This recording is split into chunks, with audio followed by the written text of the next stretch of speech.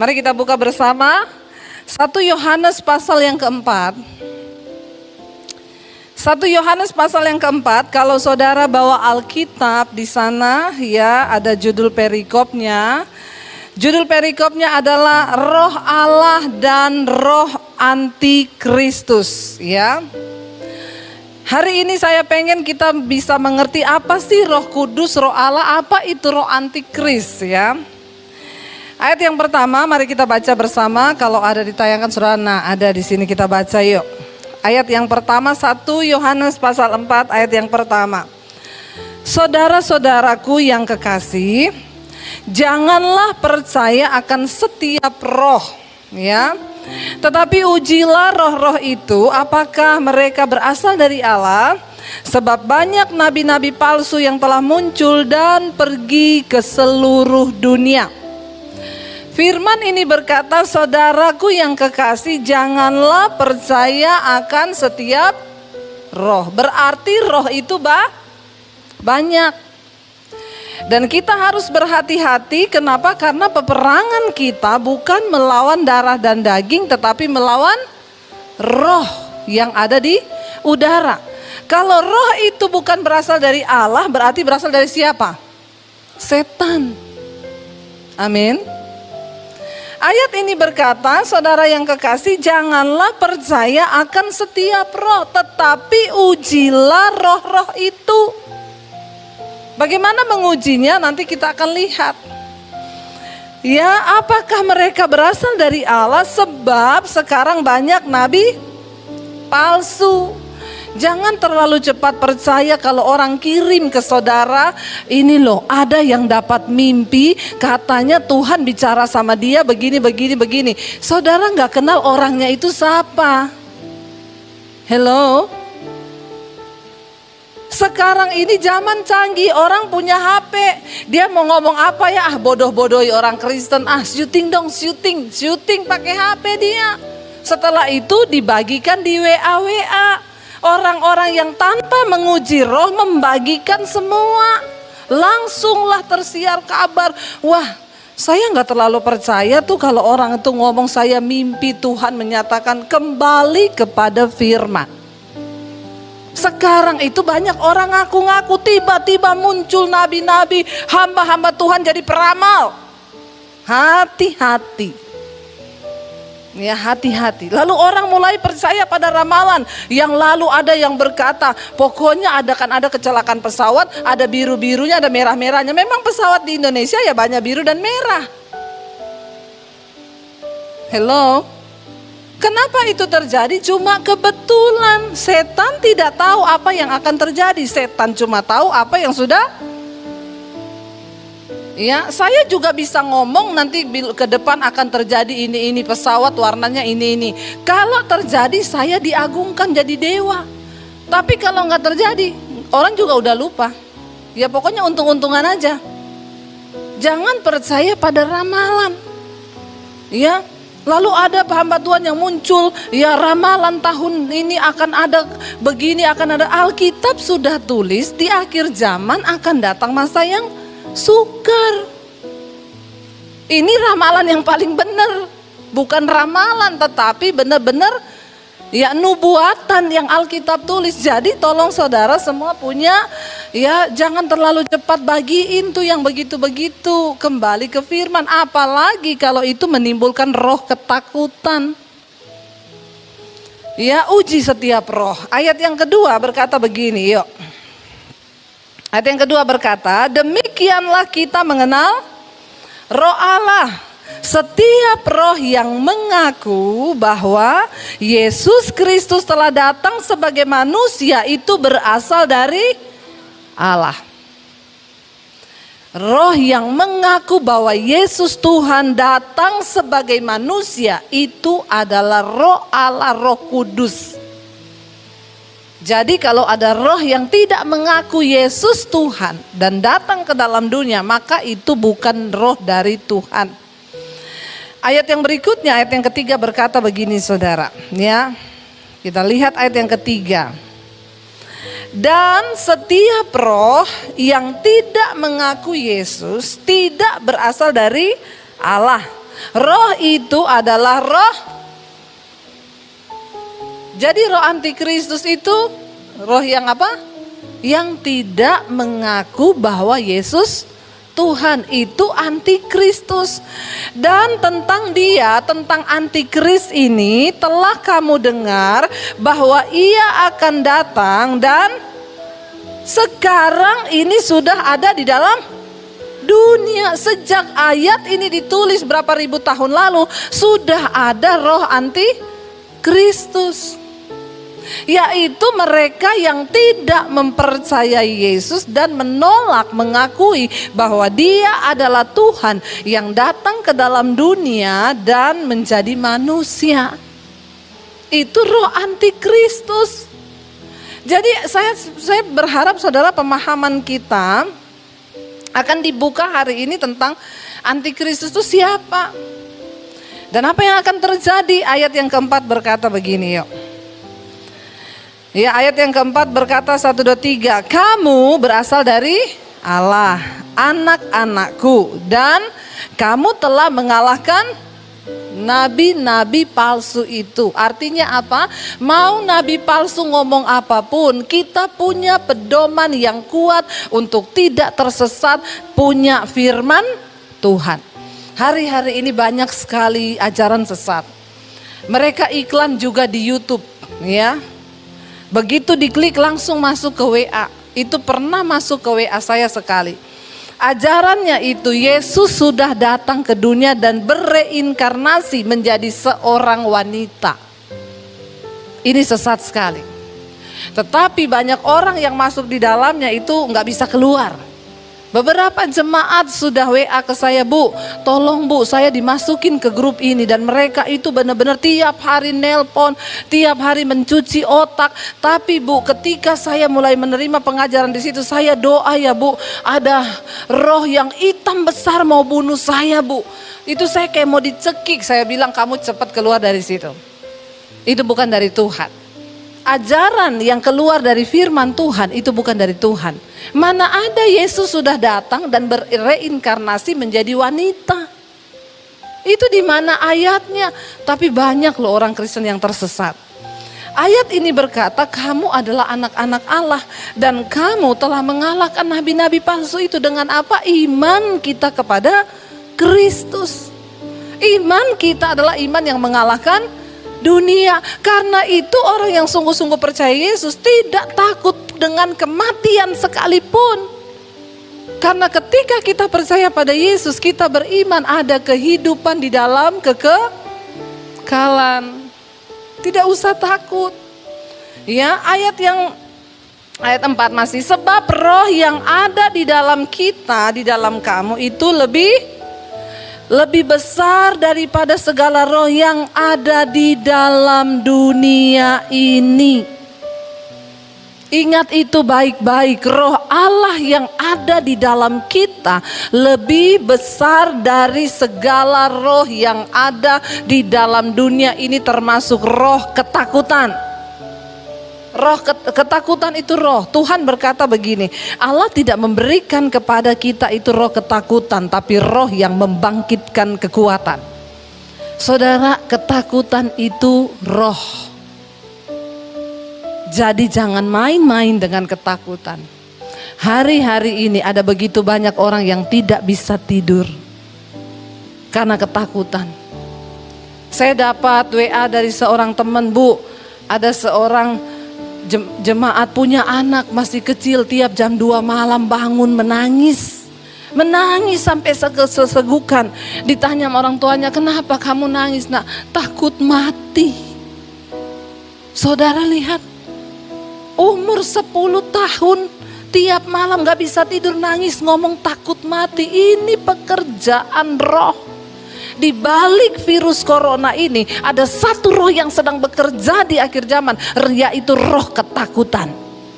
Dan benar Alkitab, Yesus berkata di akhir zaman kamu akan mendengar berita-berita yang menakutkan dan akan ada banyak yang mati karena ketakutan. Hati-hati saudara. Ya, tidak usah dengar berita-berita yang menakutkan. Tiap hari yang saudara dengar corona, corona, corona. Apa itu corona didengar terus? Cukup. Tiap bangun pagi di grup sudah masuk. Tangerang warna merah, 85% rakyatnya, penduduknya terserang corona. Langsung ngeri ya. Yang lain balas ngeri, serem. Tanam terus itu roh ketakutan di grup-grup, tanam terus. Please saudara, beritakan firman Tuhan, amin. Jangan terus saudara pupuk itu roh ketakutan. Saya sebel sama orang Kristen nih. Ya, kita percaya bahwa Tuhan yang pegang kendali atas hidup kita. Tanpa saudara sadari, saudara terus membagikan tuh roh ketakutan, ditransfer. Buka pagi, bukan grup ini.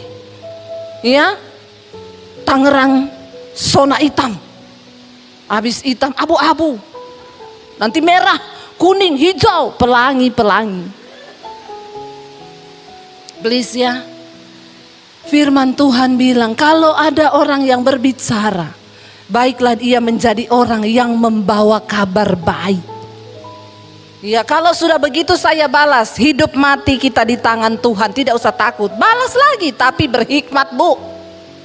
Orang Kristen sekarang bersembunyi di balik kata hikmat. Apa itu hikmat? Takut akan Tuhan. Kalau kamu takut Tuhan, kamu gak takut mati. Bilang amin. Kalau masih takut mati berarti tidak takut Tuhan. Itu aja. Takut Tuhan gak takut mati. Takut mati pasti tidak takut bertobat. Stop kasih berita-berita yang menakutkan. Saya tidak pernah nonton TV, puji Tuhan, haleluya 12 kali. Memang dari dulu gak senang nonton TV. Ada orang yang TV dipanteng di kamar tidur, tiap hari dia tonton yang mati-mati terus, kuburan tiap hari dia lihat di rumah. Dari pagi sampai malam yang dia lihat orang dikubur, orang pakai baju APD, dikubur lagi, mati ambulans, tiap hari otak saudara diisi seperti itu. Saya marah loh ini. Benar saudara, orang Kristen ini kebangetan. Hati-hati, filter apa yang kamu dengar, kata firman Tuhan. Ya, roh ketakutan sedang merajalela hari-hari sampai anak kecil. Saya bilang sama ibu itu, Bu, bilang sama mamahnya, ini kenapa anak itu jadi begitu? Ini mamahnya tuh ya, masih di rumah gini, corona loh, cuci tangan, corona loh, corona loh, corona, tiap hari yang diomongin di rumah corona. Bagaimana anak tidak bangun jam 2 malam menangis sesegukan? Kasihan kan saudara. Waktu anak saya kena corona, kita puji Tuhan satu keluarga sudah kena corona. Jadi di dalam tubuh saya sudah ada corona itu. Saya bilang sama anak saya, nomor 1 jangan takut. Kita satu rumah nyanyi memuji Tuhan, jangan ada yang takut. Kalau belum waktunya mati, gak ada yang mati. Tapi kalau sudah waktu ya siap-siap aja.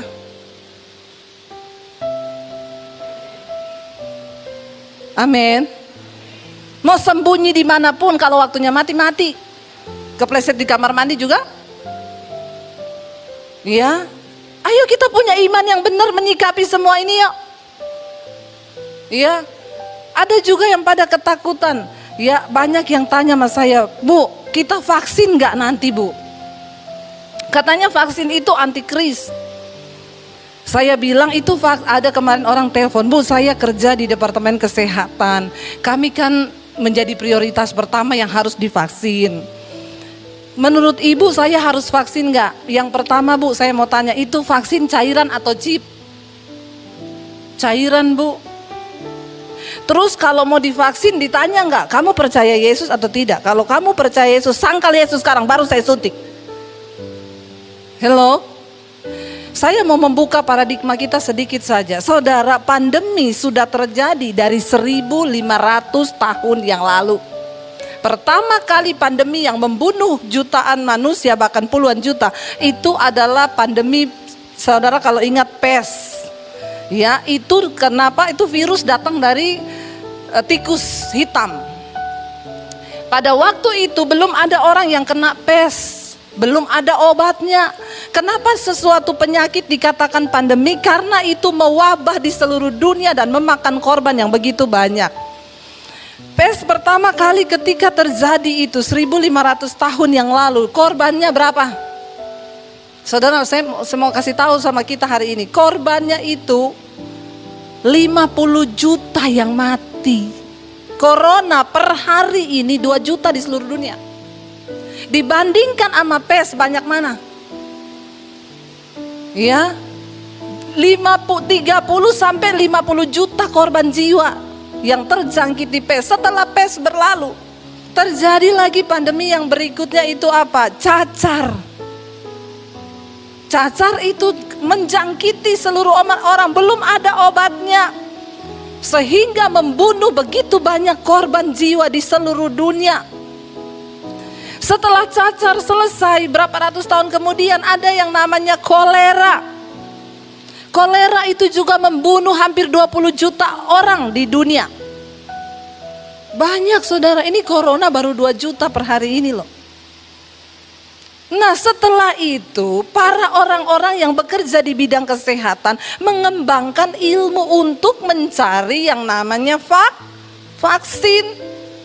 Setelah ditemukan vaksin, saya mau tanya, apakah kolera hari ini hilang? Kagak, masih ada orang yang mati karena kolera. Tapi vaksinnya sudah ditemukan. Makanya waktu anak saya lahir, usia berapa bulan, saya pergi vaksin yang namanya imunisasi. Itu imunisasi cacar. Itu dulu pandemi berapa ratus tahun lalu. Lalu saya vaksin dia kolera. Sudah ada semua, bahkan sekarang ada vaksin AIDS. Ya, ada vaksin untuk pneumonia yang menjaga paru-paru supaya tetap terlindungi. Karena ilmu dari kedokteran. Lalu orang tanya, vaksin itu apa, Bu? Vaksin adalah penyakit, itu virus yang sudah dilemahkan lalu disuntikkan ke badan kita. Karena tadinya tubuh kita tidak mengenal ini corona, ini virus atau apa. Nah setelah kita divaksin, tubuh kita jadi kenal waktu virus dimasukin, tapi virus yang melemah, sudah tidak punya kekuatan. Tubuh kita, antibodi kita membaca, oh ini penyakit, mereka serang. Dan virus ini memang sudah lemah, jadi tidak bisa menginfeksi. Nah tujuannya kenapa? Nanti kalau ke depan virus itu masuk yang lebih kuat, tubuh kita sudah kenal, ini penyakit, diserbu sama dia, surudududududududud. Jadi nggak kalang kabut. Cuma kuncinya corona ini nggak ada obatnya. Kami waktu satu keluarga kena nggak ke dokter. Karena memang tidak ada obatnya. Selama nggak sesek, nggak usah, kita di rumah aja makan yang enak. Terutama jangan stres. Karena corona ini obatnya cuman imunmu yang bisa perangi. Nah kalau saudara ketakutan, imunmu stres. Jadi ada virus masuk, imunmu sudah pusing di dalam kelenger karena kamu ketakutan. Makanya akhirnya sesek, virusnya lebih kuat, dia bekerja lebih hebat karena orangnya sudah stres. Tiap hari TV kuburan. Sesek dikit mati, corona. Padahal karena jatuh tempo. Seseknya bukan karena virus, karena jatuh tempo mendekati tanggal. Saudara, yuk kita mengerti kebenaran. Ini roh antikris ini apa nih, masih ada? Kita berasal dari Allah, roh yang ada dalam kita itu lebih kuat, ya. Lebih besar daripada roh yang ada di dalam dunia ini. Ya, lalu kita lihat ayat yang berikutnya, ayat yang kelima berkata begini, saudara. Mereka antikris itu berasal dari dunia. Kita mengenal lebih dalam tentang antikris nih ayat ini. Mereka tuh berasal dari dunia. Sebab itu mereka berbicara tentang hal-hal dunia. Dan dunia mendengarkan mereka. Jadi kalau saudara tiap hari yang saudara bicarakan cuma urusan dunia, berarti apa? Hati-hati, ya hati-hati. Orang tiap hari yang dipikirin cuma dunia. Gak bisa tidur mikir harta. Mikir ke depan bagaimana, uang masih puluhan miliar, udah gak bisa tidur. Karena mikir keadaan mau resesi, bagaimana saya hidup. Itu roh antikris. Cuma takut, khawatir, apa yang ada dalam dunia, keinginan daging, keinginan mata, keangkuhan hidup, itu bukan berasal dari Bapa, melainkan dari dunia. Jadi orang yang hidup hanya memikirkan keinginan mata, keinginan daging, keangkuhan hidup, dia itu sudah dihinggapi roh antikris. Hati-hati. Mereka berasal dari dunia. Sebab itu mereka berbicara tentang hal-hal dunia. Dan dunia mendengarkan mereka. Saya percaya satu saat akan ada pemerintahan antikris, di mana kita semua nanti akan semakin merucut menjadi satu mata uang, dan semua akan serba sulit itu akan datang. Tetapi roh itu sudah mulai bekerja dari sekarang. Orang-orang yang akan terseret ke sana ikut mereka nanti sudah mulai kelihatan, yang cuma mikirin dunia terus. Dan engkau lupa menyembah Tuhan. Bukankah hari-hari ini banyak orang Kristen yang meninggalkan iman dan lebih suka takut tiap hari daripada percaya Tuhan? Itu udah roh antikris yang bekerja. Mari kita taruh iman kita kepada Tuhan. Ya, iman itu benar-benar percaya. Jangan pernah takut, saudara. Yang terakhir ayat yang ke-6. Kalau kita, ini adalah dikatakan ayat 6, kami berasal dari Allah. Barang siapa mengenal Allah, ia mendengarkan kami. Barang siapa tidak berasal dari Allah, ia tidak mendengarkan kami. Itulah tandanya roh kebenaran dan roh yang menyesatkan. Orang yang gak suka dengar kebenaran, itu rohnya sesat. Bisa dibilang antikris. Kalau saudara gak mau dengar hal-hal tentang kebenaran, ada sebagian orang itu yang begitu. Ya, gak suka dengar yang keras-keras, gak suka dengar firman Tuhan. Ya, jangan kirim-kirimin sama saya itu khotbahnya Bu Debbie Basir itu terlalu keras. Hidup ini gak usah terlalu kudus, biasa-biasa aja. Itu tanda-tanda orang itu begitu. Menyesatkan. Kalau engkau itu rohmu dari Allah, engkau mendengarkan orang-orang yang berbicara atas nama Tuhan yang mengajarkan kita untuk hidup menjadi serupa dengan Kristus. Tapi orang yang tidak suka dan lebih memilih kesenangan dunia, maaf, tanda kutip, jauhi orang yang begitu. Karena roh itu bisa transfer. Amin. Jadi hari ini saudara mengerti ya, yuk kita semakin mendekat pada Tuhan. Antikris itu roh. Ya, soal vaksin Alkitab berkata tunduklah kepada pemerintah karena pemerintah itu adalah wakil Allah. Kalau engkau dimintai vaksin itu imunisasi. Kayak saya vaksin anak saya cacar, kolera, TBC, itu semua sudah ditemukan. Dan apa yang terjadi sekarang belum ada apa-apanya seperti apa yang terjadi dulu. Tetapi ini adalah waktu-waktu pemurnian. Kalau ada sebagian orang yang berkata kiamat masih lama, oke, kiamat masih lama, tapi yang namanya mati bisa datang kapan saja. Karena itu mari kita bertobat, hidup dalam kebenaran. Enggak usah dibawa ribet ya. Kita percaya Tuhan meluputkan kita dari hal-hal ya. Ini antikris sudah bekerja dari sejak kapan? Dari sejak dulu rohnya sudah ada. Ya, dan mari kita, bagian kita cuma satu. Enggak usah terlalu pusing kanan kiri. Bagian kita satu, lakukan firman Tuhan. Selanjutnya biar Tuhan yang memberikan kita kekuatan. Mari kita tundukkan kepala, kita berdoa. Terima kasih Tuhan yang baik, Engkau yang luar biasa yang mengajarkan kepada kami segala jalan kebenaran-Mu. Hari ini kami mengerti tentang kebenaran Tuhan. Terima kasih buat firman, buat roh-Mu yang kudus yang selalu membukakan bagi kami singkapan dari rahasia firman Tuhan. Bahwa kami terus berjalan dalam kekudusan sehingga kapanpun Tuhan panggil kami sudah siap. Namun kami percaya kalau kami masih diberi kesempatan hidup, kami mau pakai kesempatan hidup itu bagi kepentingan kerajaan Allah. Berkati umat-Mu, berkati gereja-Mu di mana saja yang menyaksikan khotbah ini. Biar kami semua menaklukkan diri kami pada kebenaran firman Tuhan. Dalam nama Yesus, yang percaya diberkati Tuhan, katakan bersama, amin.